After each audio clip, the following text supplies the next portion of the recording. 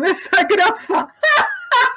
Quase que a gente conversa sem gravar, já pensou?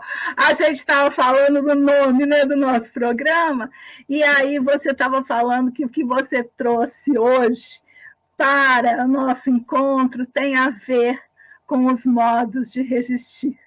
Também a gente já falou, sem gravar, de estar bem. Aquela coisa de você, tudo bem. É um protocolo, é um desejo, mas nem sempre tem a ver com aquilo que a gente está realmente sentindo, não é? É uma convenção.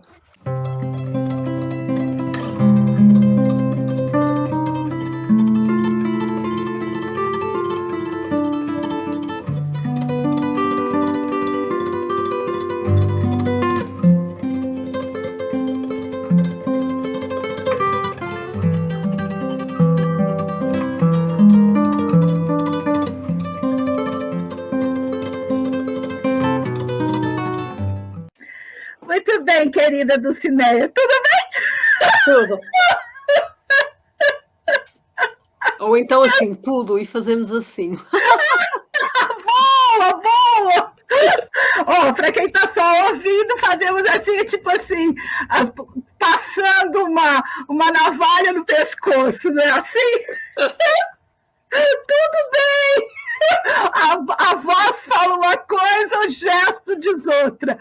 Bem típico da nossa contemporaneidade, né? Esse comportamento esquizo. A gente pensa uma coisa, tem que fazer outra, tem que falar outra. O ser do contemporâneo ele é todo fragmentado e desconectado. Não sei se em outras épocas foi diferente. Acredito que não, acho que essa é a condição humana. Talvez, acho que sim. Talvez. Também tenho pensado nisso. Também passei o dia, amanhã, a pensar nisso. E então, vamos lá começar. Eu vou ler um poema. Então, espera que eu vou te trocar de lugar e aumentar, para quem está vendo te ver melhor. Pode falar. Então, o poema é da Marta Carvalho, que é uma cantora portuguesa, e chama-se Pão e Água. E ela cantou este poema, que é muito bonita a música dela. Mas eu vou ler aqui, então. Andei cega, orgulhosa dos meus erros. Andei surda, rodeada de morcegos. E agora não me chegam todos os meus dedos para os contar. Não há nada nesta rua que eu conheça. Estou perdida, mas o corpo não fraqueja. Se este é o meu destino, então assim seja. Só quero pão e água, deixar as vontades de vez. Para ficar livre do mundo, ficarei livre de tudo. Basta-me pão e água, e força na voz. Para dizer a verdade como é, mesmo que me deitem na terra, eu tenho a esperança de pé. Larguei o orgulho e o medo, que o pecado não é pequeno, e eu não tenho muito tempo até morrer. Não há soberba nem vaidade que me esconda da verdade, nem da luz que ela tiver. Basta-me pão e água, porque nasci outra vez, e agora basta-me pão e água. Tornei-me livre das vontades, parti o pão em 3 bocados, dei cada um a 3 mulheres, que a fome é dura, se não a pedes. Ufa, que coisa linda! E tem uma música? Tem uma música. Depois você manda, a gente coloca no nosso site, porque sim, aqui no YouTube a gente não pode passar, mas no site a gente escuta. Que a gente beleza. deixa o link para as pessoas poderem ir ouvir. Então, foi com esta música e outras, que eu fiz uma coletânea de músicas portuguesas de alguns autores de ascendência cabo-verdiana, para me inspirar a acabar o meu desenho do peixe canibal. Eita, peixe canibal! Eu achei até uma ilustração do peixe canibal para uma das nossas capas, para a capa do nosso encontro do peixe canibal. Então, vou mostrar como o desenho está. Ainda não está terminado, mas ele está quase. As ideias principais já estão. E então, eu já... É assim muito rápido a mostrar. Que beleza! Põe mais para isso. Aí! Ótimo! Nossa! Vou até sair daqui um pouquinho. Segura mais um pouquinho que eu vou fazer uma tela cheia. Então faz. Ah, que coisa! Ah, dá-lhe peixe canibal! Pronto! Então, vou falar um pouquinho. É difícil para mim falar sem estar a olhar para ele, sabes? Não, pode falar olhando para ele, não tem problema. Então, quando falaste sobre o sol e o mar no Brasil, aí ocorreu-me que o sol também tinha que figurar na minha pintura. E então é aquela grande bola vermelha do sol poente e que depois vai para o sol nascente, que é mais amarelo. E então fiz essa ponte entre os dois mundos através do sol e das águas. Pronto. Depois vou fazer um texto no final. Através do sol e das águas é um bom nome para o nosso programa. É capaz. Já descobrimos. Porque a gente tem que fazer uma relação entre esse navegar é preciso, que também é um ótimo nome para o programa, não é? Enfim, olha só. Para descobrires. Vamos descobrindo. Então, e depois, claro, nesta questão de navegar, também veio outro livro, que é uma novela gráfica, que eu já estava assim de olho nela há muito tempo, mas que a minha filha me ofereceu nos anos, que eu fiz anos há pouco tempo. Ah, então parabéns! Obrigada. E então, ela ofereceu-me esta novela gráfica do Hayao Miyazaki, deixa-me mostrar aqui, que é A Viagem de Shuna. Ok? A Viagem de Shuna. Então vocês sabem que ele é um autor de animação, não é? De filmes não de sei nada desse universo. Não? Nada. Meu filho sabe. E esses dias ele me mostrou uma coisa, talvez seja até essa, porque eu não decoro nada desses nomes. Que ele disse, mãe, mas você precisa ver. Se calhar é mesmo, porque este é o digamos assim, se não houver mais nada, este precisamos de ver mesmo. São filmes de animação japoneses, mas que o autor, o diretor, vai buscar a tradição japonesa. E então é assim mesmo muito, muito potente. E então, nesta viagem do Shuna, não é? Ele tem como origem um conto mitológico sobre o primeiro encontro com o trigo no Tibete. E como este cultivo se tornou estável nesta região até aos dias de hoje. Portanto, é, digamos assim, um conto que materializa as ideias sobre o trigo. E depois o Miyazaki misturou o conto tradicional tibetano com um outro conto japonês, em que um príncipe se transforma em cão. Mas neste conto japonês, em que ele se transforma em cão, este príncipe também rouba umas sementes a um rei serpente para distribuir para o seu povo que estava muito pobre. Portanto, estas serpentes douradas são mágicas, não é? E depois ele é transformado pela serpente em cão. E mais tarde apaixona-se por uma rapariga que o desencanta, digamos assim, o transforma outra vez em humano. Então, mas o que é comum nestas histórias é a presença do trigo como uma coisa fundamental no modo ocidental. E, digamos assim, neste pensamento ocidental. Então é muito interessante, vou-te mostrar aqui o primeiro desenho do livro, em que ele diz assim: estas coisas podem já ter acontecido, ou então ainda estão para acontecer. E então ele mostra aqui o sítio, Uau! em Agorela, o sítio onde as coisas ou aconteceram ou estão para acontecer. É um autor fantástico, o Miyazaki.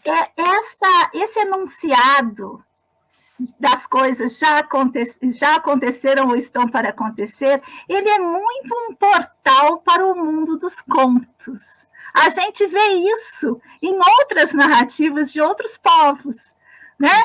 Era uma vez, isso pode ter acontecido, ou não pode não ter acontecido, ou lá no desfecho, talvez isso tenha acontecido, talvez não. Sempre é esse lugar da nebulosidade da narrativa. Isso é muito interessante da gente observar como um lugar onde a alma pode se acoplar, porque a alma pode se acoplar, como ela mesma, a narrativas que não são estanques. Por quê? Porque no princípio da diferença, interrompi seu raciocínio, no princípio da diferença, a diferença só pode acontecer, quer dizer, ela acontece, mas ela só pode se expressar se aquilo que está diante dela não for opressor. E narrativas opressoras, estanques, tipo fatos, verdades, tudo isso deixa a diferença encolhida. Quando a narrativa ela é maleável, quando há um espaço de indiscernibilidade, a alma pode se apropriar da narrativa, como acontece sempre nas narrativas orais. A alma se apropria da narrativa e faz uma coisa que também tem muito nos contos. Quem conta um conto aumenta um ponto. Então, é essa apropriação da alma desses conteúdos, que não são conteúdos que se determinam, né? Então, eu acho isso uma beleza. Volte aí o seu raciocínio. Eu achei ótimo o que tu disseste, porque, claro, eu aprendo sempre contigo, sempre. E então tu trouxeste essa explicação, não é? No fundo, para uma coisa que eu ia mostrar sem saber explicar. Então, logo a seguir não, uma das páginas que eu escolhi para mostrar é esta. Né? E nesta, vocês veem aqui este ser mitológico, não é? Não é este, é este. Dulcineia, olha só. Eu acho que a gente vai depois fotografar, você fotografa, e nós colocamos no site, porque se a gente for escutado como podcast, quem está escutando pode ver também. Então, nem vou ficar narrando. Você mostra, pode mostrar de novo, então, e a gente vai estar com isso lá no ativismodelicado.arte.br. Na nossa página do nosso encontro, que talvez se chame Navegar é Preciso. Adoro, navegar é preciso. Beleza, isso. Então, este ser mitológico que está aqui... Ele não tem uma cabeça? E ele não tem... Ele é um ser que depois aparece muito nos filmes do Miyazaki. Aparecem assim uns seres que são assim fantasmagóricos. E eles, uns têm cabeça, outros não. Às vezes uns têm um corpo muito grande e a cabeça muito pequenina. E neste ser, nesta imagem, ele desfazia-se em folhas. Ele estava a morrer, mas desfazia-se em folhas. Então ele era assim. Na narrativa do Miyazaki aparecem muito estes seres baseados na tradição japonesa, não é? Em que as florestas e a natureza vive, mas vive encantada de seres espirituais, e ele então introduz, materializa em desenho e em vídeo, não é? Estes seres que se desmaterializam na natureza, são folhas, são luz, Há várias formas em que ele depois, ao longo dos seus filmes, vai propondo várias maneiras de nós chegarmos a estes seres. É muito bonito. Eu adoro os filmes dele. São uma forma de sonhar. Então aqui ele desfaz em borboletas. Você estava falando e eu estava imaginando. Quase que fui para o outro mundo. E eles desfazem-se em borboletas e em folhas. É assim uma coisa incrível. E depois, neste mais à frente, eles espalham sementes com a boca, através da sua boca. É assim que é o trigo espalhado. Não é? Nós sabemos esses jorros que aparecem vários seres e eles jorram uma coisa. Isso são as sementes. Isso são as sementes. Uau! Então eles são seres não humanos que jorram as sementes do trigo e que, no fundo, fazem com que haja trigo. Não é? É uma semente mágica, porque o problema do trigo, não é? Desde o momento em que nós o descobrimos, é que o trigo é altamente... que agora me está a falhar a palavra. Semeia-se um e nascem 10, não é? É capim, é porque é capim. O trigo é capim, a aveia é capim. Vão cair na real, gente. É tudo capim. A gente come, é capim. E pronto, e depois também é muito interessante que ele vai fazendo assim a narrativa e o herói, não é? Acaba por mergulhar nestas águas, nestas águas aqui, estou a trocar, portanto ele mergulha nestas águas e entra num esquecimento, que no fundo, neste conto, em vez de se tornar um cão, ele esquece quem ele é. Então, é muito giro, vou só mostrar, que é para não haver demasiados spoilers. Não sei se no Brasil este livro está à venda, acho que não, é capaz de não estar. Até aqui em Portugal é difícil de encontrar. Mas olha, se tiver à venda, eu vou colocar no nosso site o link para adquirir. E as fotos também vão estar lá, tá bem? A Dulcineia vai tirar. E se eu encontrar os desenhos, depois me manda tudo escrito.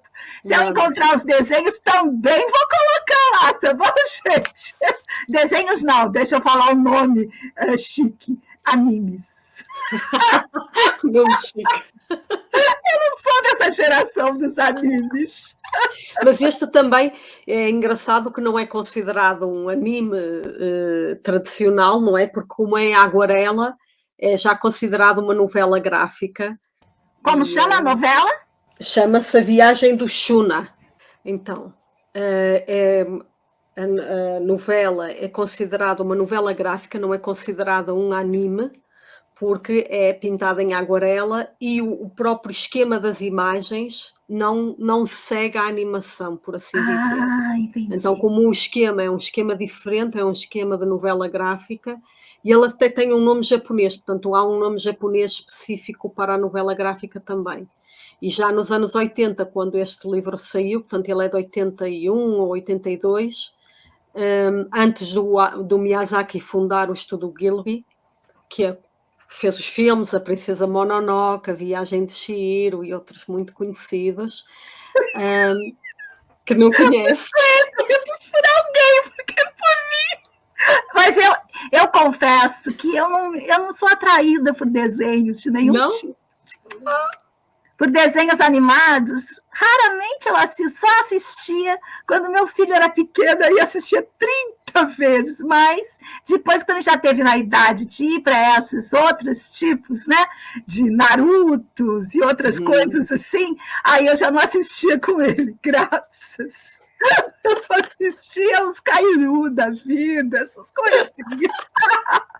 Assistia o Capitão Planeta, esses desenhos que ainda era da primeira infância, porque ele começou a assistir desenhos mesmo só com 4 anos. Lá em casa a gente era Waldorf radical. E aí tudo era acompanhado e dosado.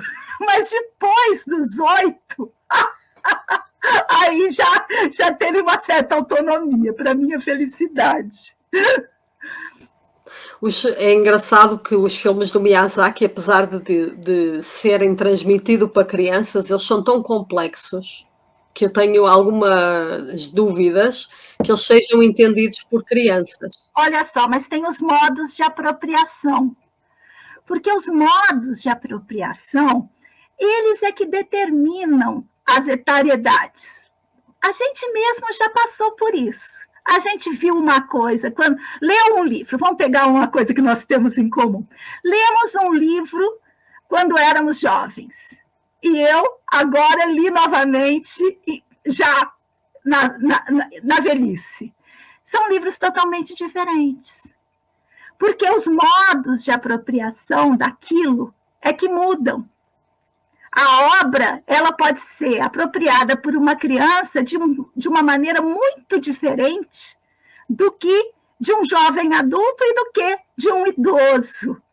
O mesmo anime, digamos, ele tem vários estratos, e esses estratos, quem determina são os modos de apropriação, que não são só etários, eles são também culturais.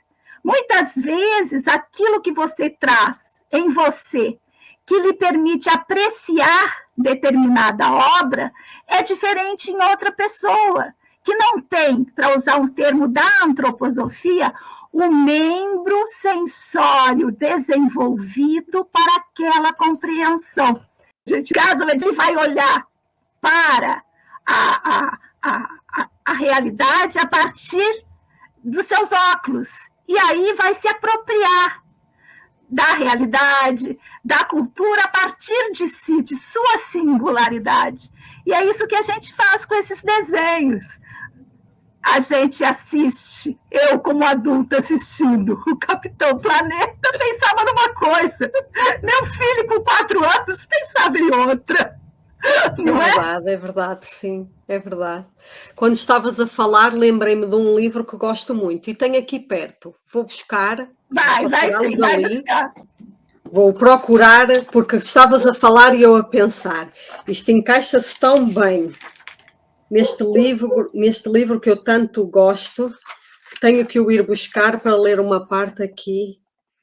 Então, o livro é este, olha. A Estátua Interior, do François Jacob. Já é muito antigo, porque ele é de 99, acho eu, que foi publicado em... Não, 88, vê lá a tua primeira publicação. E eu, de vez em quando, retomo a este livro, porque eu gosto muito dele. Então, ele já está todo desfeito. Olha como ele está, todo desfeito, olha. Adoro! Coitado. Então, vou ler aqui uma parte. Mais do que como uma continuidade, vejo a minha vida como uma sequência de personagens diferentes, quase diria de estranhos. Na ponta da fila, avisto o rapazinho, o filho único, acarinhado por uma mãe muito terna, animado por todos, brincando, o mais das vezes só, mastigando palavras que ensaia e deforma até ao infinito. Depois, o adolescente, inchado de vaidade, repleto de ambição, um pouco atrasado perante as raparigas. Depois, o estudante de medicina, preparando-se para ser cirurgião. O guerreiro das forças francesas livres, lançado através da África com um batalhão de atiradores do Chad. O apanhado, retalhado por granadas, que de regresso a Paris tenta 7 ofícios. O estreante no Instituto Pasteur, que descobre com estupefação a pesquisa e a biologia. Todo um bando a avançar de enfiada. Custa-me imaginar que, à chamada deste nome, François Jacob, todas essas personagens tenham podido levantar-se num mesmo impulso e responder: presente! Quando tropeço no meu nome ao reencontrar uma caderneta de estudante, papéis militares ou o artigo de um velho jornal, parece-me que aquilo diz respeito a tipos que se chamavam como eu. Poderia ao menos reconhecê-los se me cruzasse com eles na rua, como o bicho que contempla a concha de onde acaba de sair e pensa: e eu lá dentro? Impossível. É isso. Somos nós, né?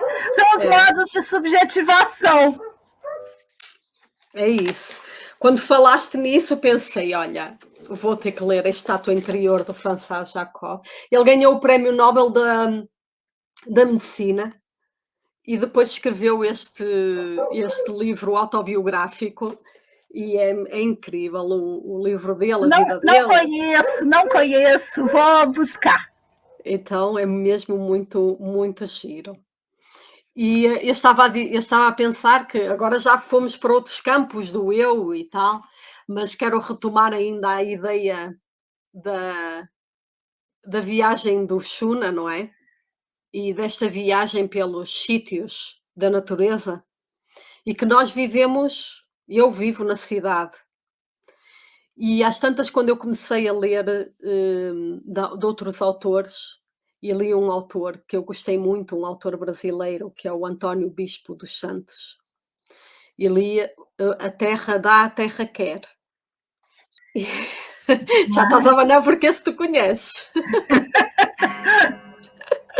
E então, eu vou ler uma parte dele, porque esta parte, em particular, tocou-me muito. E eu acho que diz muito tocou-me muito, então depois discutimos um bocadinho esta parte. Tá bem, leia.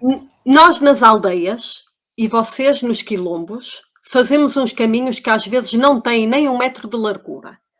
E por esses caminhos passam os animais, as onças, os tatus, as pessoas. Todos os viventes do ambiente passam por esses caminhos sem conflito, sem se atacarem.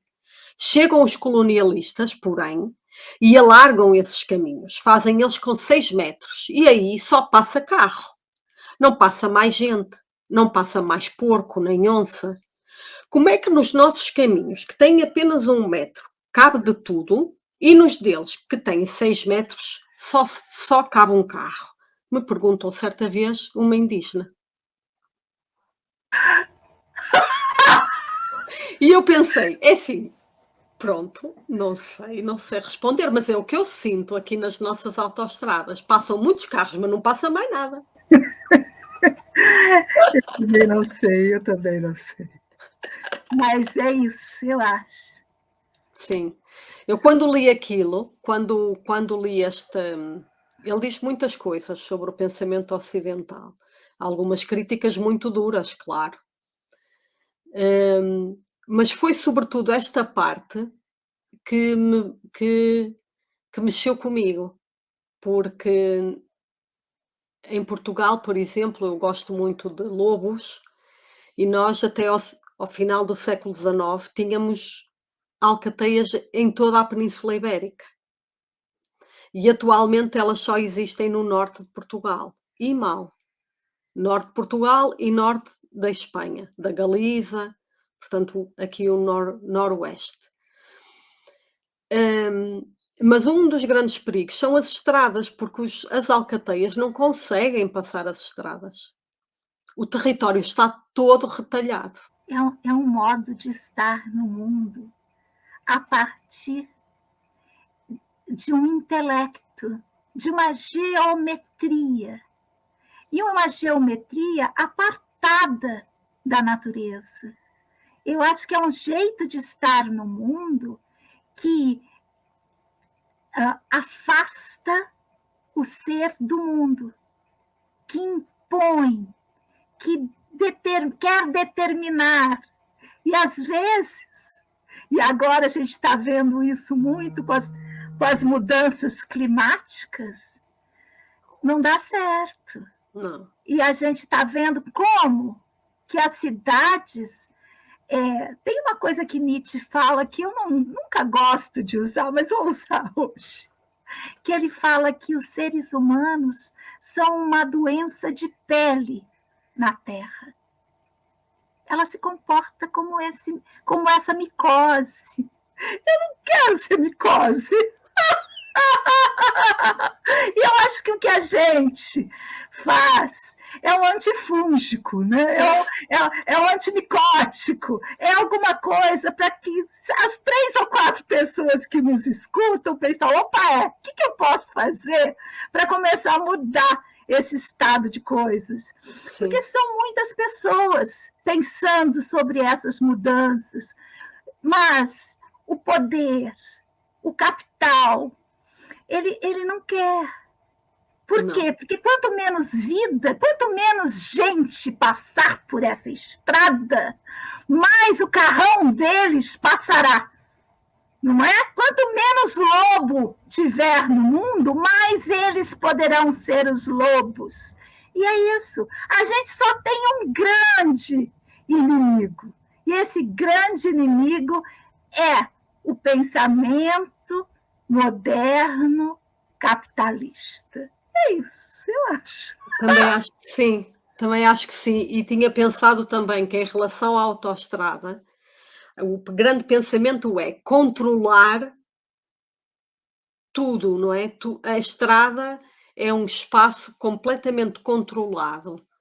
A velocidade é controlada, as pessoas que vão nela vão dentro dos carros, as autoestradas são rodeadas por grandes redes que não deixam passar os animais, por isso os animais também não conseguem entrar.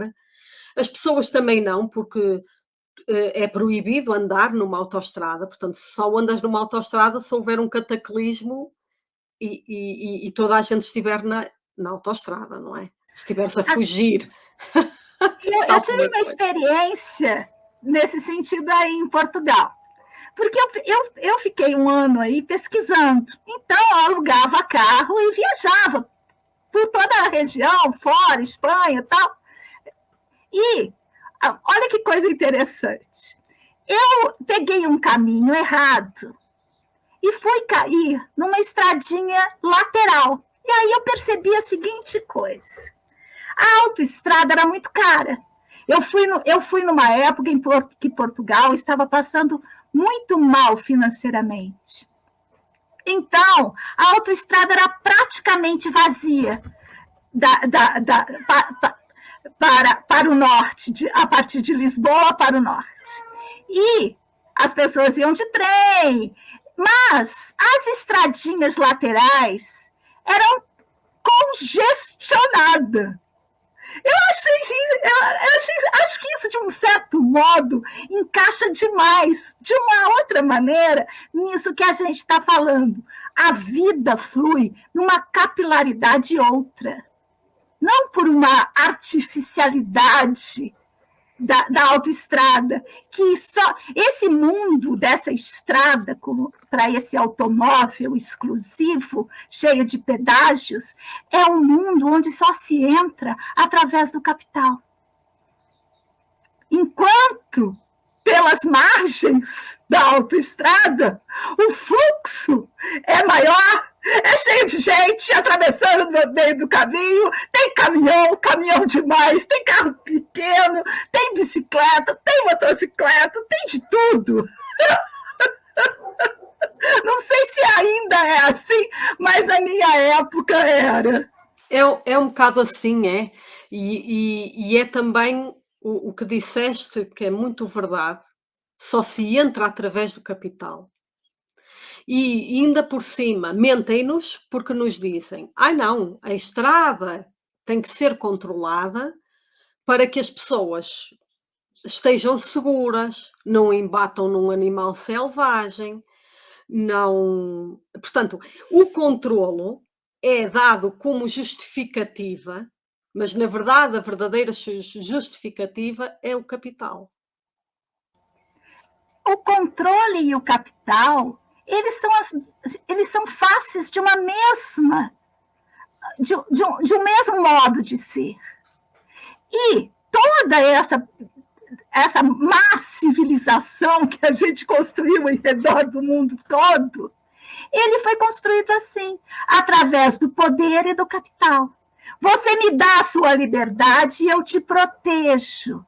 E o que a gente está vendo hoje em dia é que essa premissa básica para a construção dos Estados-nação, para a construção das cidades, antigamente dos feudos, né? O poder te protege e você lhe oferece tudo que tem: vida, trabalho, liberdade. Essa premissa está acabando, se já não acabou. Porque são raros os estados que protegem os seus. Haja vista os estadunidenses dormindo em suas barracas na rua, haja vista a falência dos esquemas dos sistemas de saúde britânicos. Enfim, há cada vez menos vocação de fazer a sua parte, proteger aquele que ficou sob sua tutela, que entregou-lhe a vida, o trabalho, a liberdade. É isso. O poder é o controle, é a economia. Hoje a gente foi por umas bandas, né? Hoje mesmo. E ainda mais, sabes? Quando penso ainda na autoestrada, que isto é até ao fim que a gente tem que ir, o problema é que em Portugal morrem em média 4 pessoas por dia nas estradas.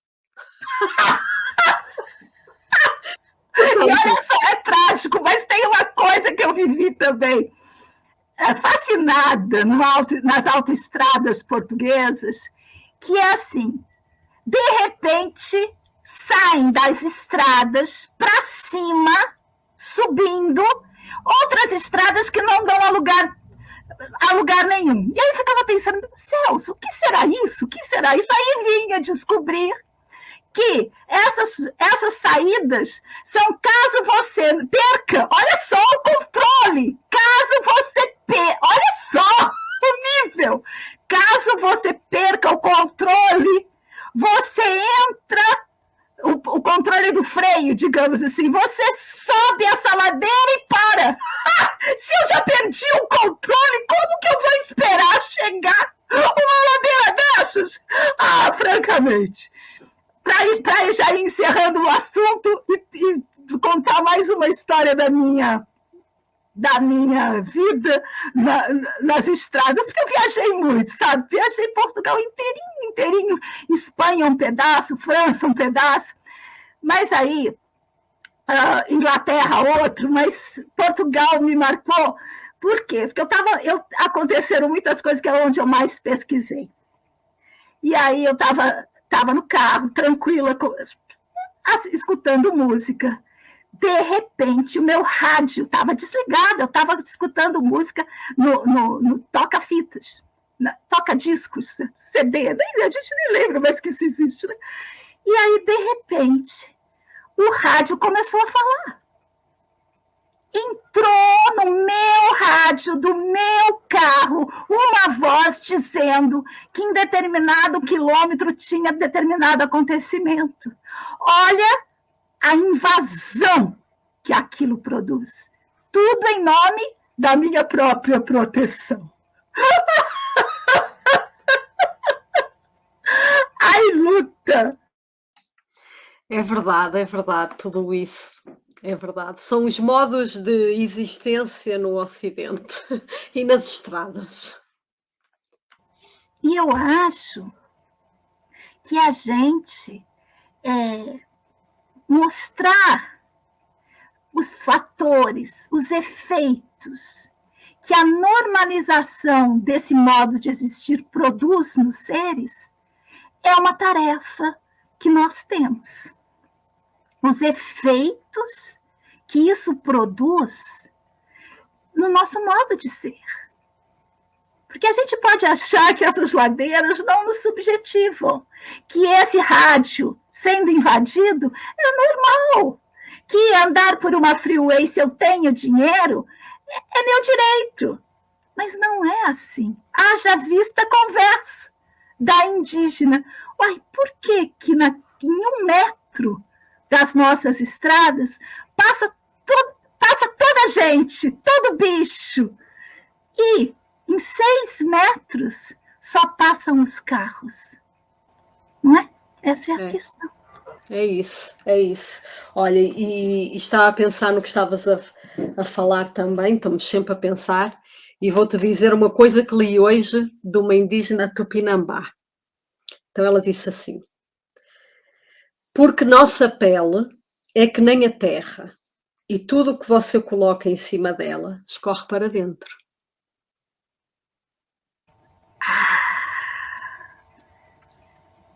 Repete só para a gente ter isso bem gravado.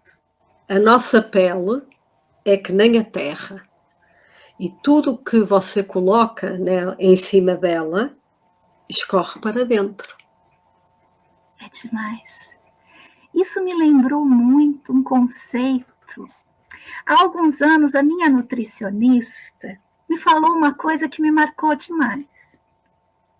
Ela disse assim: nós da nutrição passamos muitos anos preocupadas com a nutrição celular. O que a célula precisava para se alimentar, qual que eram os nutrientes. E no senso comum, a gente acha que é assim. E aí ela falou, mas hoje em dia, a nutrição percebeu que a alimentação da célula é importante. Porém, a nutrição da membrana que envolve a célula, ou seja, da pele da célula, ela é mais importante. Por quê? Porque essa membrana é que vai dizer para o corpo, para a célula, isso é um bom alimento para mim. Isso eu vou jogar fora. Ela é seletiva. E eu acho que isso é uma lição para nós, enquanto seres do contemporâneo. Nós precisamos desenvolver uma pele que deixe passar aquilo que nos nutre e que não deixe entrar aquilo que nos envenena. Por quê? Porque essa pele, ela precisa de uma inteligência. Ela pode passar, ela pode ser aquilo que é, para nós, questão de vida ou morte, não é? Sim, ela, neste contexto, esta indígena falava uma coisa até quase espiritual. Ela falou isto para uma antropóloga que estava a estudar os Tupinambá e a ajudá-los no processo de territorialização, de retoma das suas terras. E quando não tinha papel, ela escrevia na pele, porque não tinha papel, então escrevia na pele. E a determinada altura, esta senhora, a Dona Maria, disse-lhe isto, preocupada com ela. Era como se o conteúdo do que ela escrevesse passasse para dentro. Passasse para dentro. Não é só a tinta, ou é o conteúdo também, as ideias. Sim. E é um pouco o que estás a dizer, não é? A pele como uma fronteira entre aquilo que nós podemos, que nos faz bem, e aquilo que nos envenena, não é? Então temos que ser essa fronteira, temos que de alguma maneira encontrar esta barreira, não é? Temos que encontrar esta barreira, porque neste momento não temos esta barreira. Não. Neste momento estamos sem barreira. E mais, estamos passando em nossas peles produtos que nos envenenam. E tem uma coisa interessante com o filósofo, agora esqueci quem, que diz, o mais profundo é a pele. Eu vou recuperar e coloco lá no nosso site. Gente, estive aqui com a nossa queridíssima Dulcineia Pinto. E voltamos no nosso próximo encontro para falar daquilo que a gente lê, daquilo que a gente pensa, daquilo que a gente vive. Obrigada, Dulcineia. Últimas palavras para você. Muito obrigada por estarem aqui a ouvir-nos e muito obrigada por me dar este espaço para, no fundo, pensar tudo isto reformular todos os meus pensamentos e criarmos juntas esta barreira. Oxalá, oxalá assim seja.